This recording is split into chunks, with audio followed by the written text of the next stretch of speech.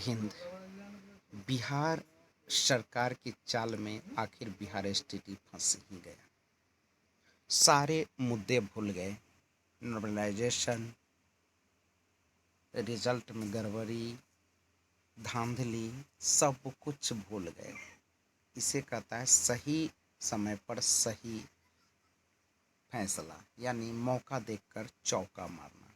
बिल्कुल कोई बिहार सरकार से सीखे कि कैसे चौका मारी जाती है सही समय पर। शुरुआत में जब रिजल्ट आया तो काफ़ी बवाल हुआ, काफ़ी लोग भी आए, लेकिन एक ही गूगली बिहार सरकार की चली और सारे फंस गए। और वह गूगली चला 21 जून को। 21 जून को जब रिजल्ट 80,000 पार किया तो पूरा बिहार शिक्षक अभ्यर्थी जो थे STET 2019 वाले, दो गुटों में बट गए।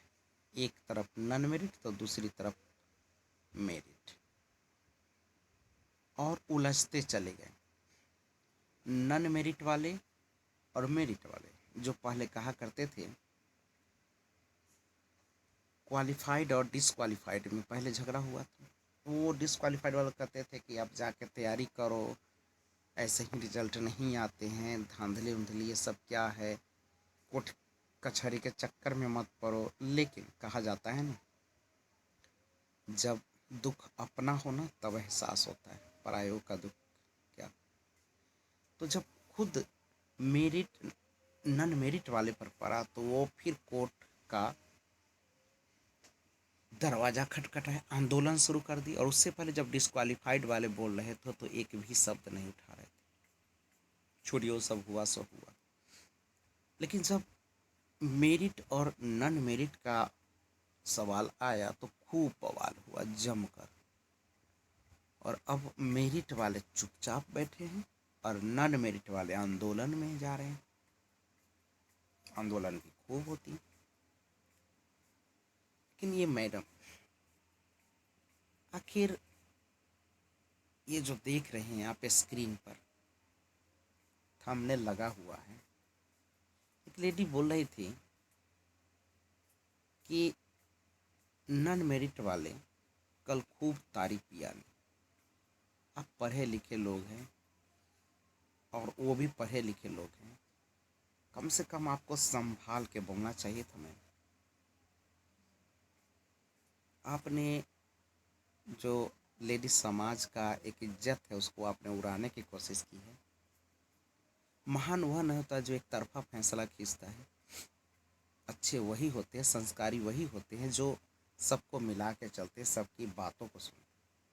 कल ऐसा भी हो सकता है कि मेरिट में रहते हुए भी आप चकमा खा जाएंगे, तो उस समय फिर आप वही गिड़गिड़ाएंगे जो अभी नॉन मेरिट वाले गिड़गिड़ा रहे हैं। क्योंकि आपको पता होना चाहिए कि जो मेधा सूची तैयार की जाएगी नियुक्ति पत्र के लिए, वह आपका ग्रेजुएशन प्लस बीएड का ही मार्क्स ऐड किए जाएंगे। तो उस समय आप 130 और 135 और 125, जो आपने क्या क्या बोला, 110, 115, 125, 130, वो गिरगिराते रह जाएंगे आप।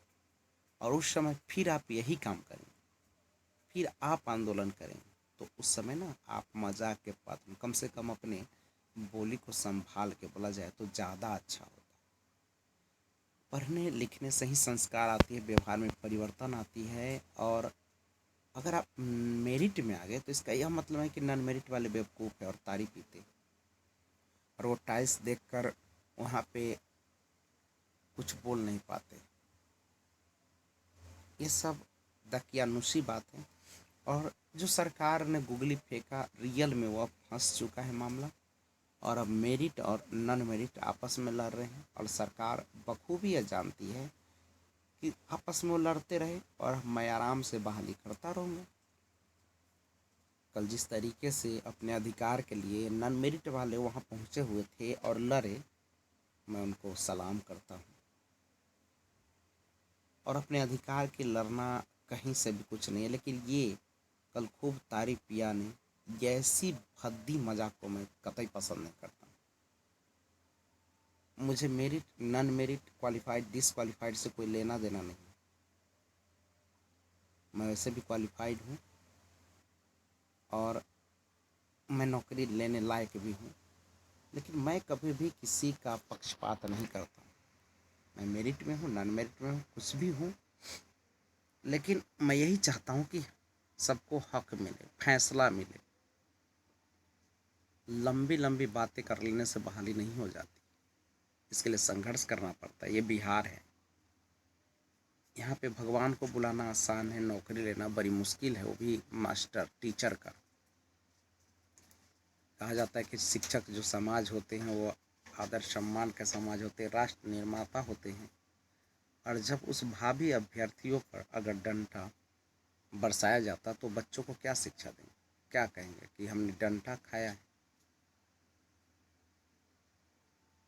क्या शिक्षकों के लिए ही मान सम्मान की बातें कि उन पर डंडा बरसाया जाए?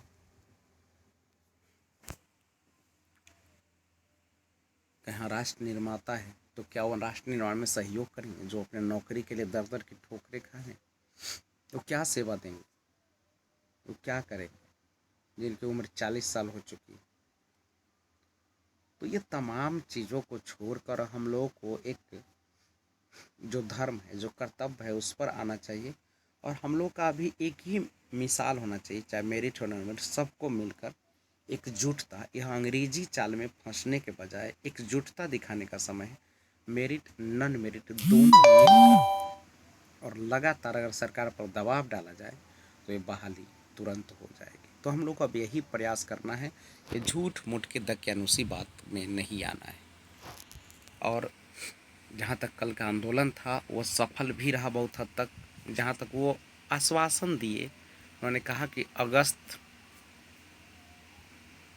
के लास्ट या सितंबर तक, पहले वीक तक सबको नियुक्ति पत्र दिए जाएंगे। वैसे ये तो गोलमटोल बातें वो लगातार करते आ रहे हैं, उनके कथनी और करने में बहुत बड़ा अंतर होता है। लेकिन देखते हैं, अगर नहीं होता है तो एक बहुत बड़ा आंदोलन होगा, जो कि जेल भराव आंदोलन होगा। उसमें मुख्यमंत्री, शिक्षा मंत्री तक का घेराव किया जाएगा। तो ये सारी चीज़ें होगी, लेकिन ये घर बैठे रहने से कुछ होने वाला नहीं जब तक आप प्रयास नहीं करेंगे। जब हम वो आंदोलन करके नोटिफिकेशन ला सकते हैं, रिजल्ट दिलवा सकते हैं, तो नौकरी क्यों नहीं? आज 6 पेज का अगर इतनी जल्दी बहाली प्रक्रिया शुरू हुई तो कहीं ना कहीं हम लोगों का भी योगदान था। तो आज बस इतना ही। बने रहिए और एकजुटता दिखाइए, मेरिट नॉन मेरिट में मत उलझिए। आपस में लड़ना कहीं बुद्धिमानी की बात नहीं है। हम लोग मिलजुल कर सभी भाई बहनें सरकार पर दबाव बने और नियुक्ति की बात उठाए। जय हिंद।